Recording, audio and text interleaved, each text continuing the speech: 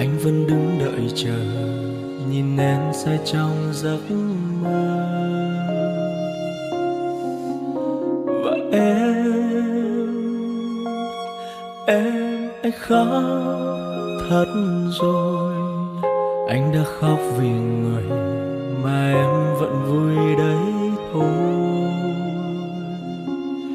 Trả lời anh đi, anh đã làm sai điều gì?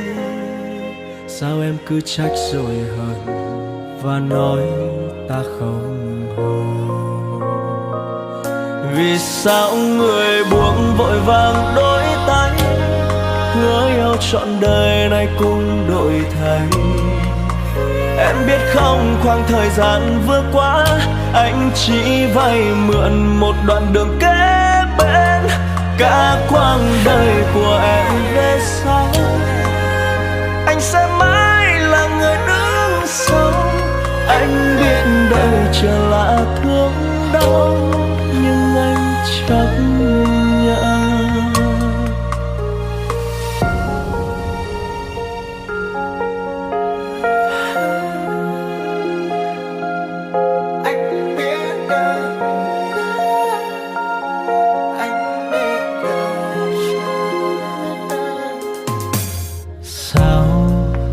Vội đi không nói với anh câu gì, anh vẫn đứng đợi chờ, nhìn em say trong giấc mơ.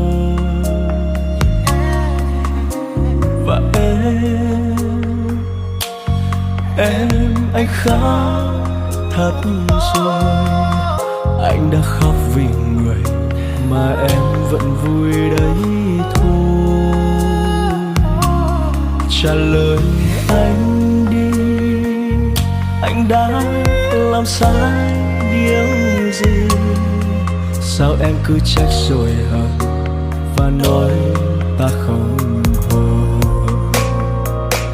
Vì sao người buông vội vàng đôi tay, hứa yêu trọn đời này cũng đổi thay? Em biết không, khoảng thời gian vừa qua anh chỉ vay mượn một đoạn đường kế bên.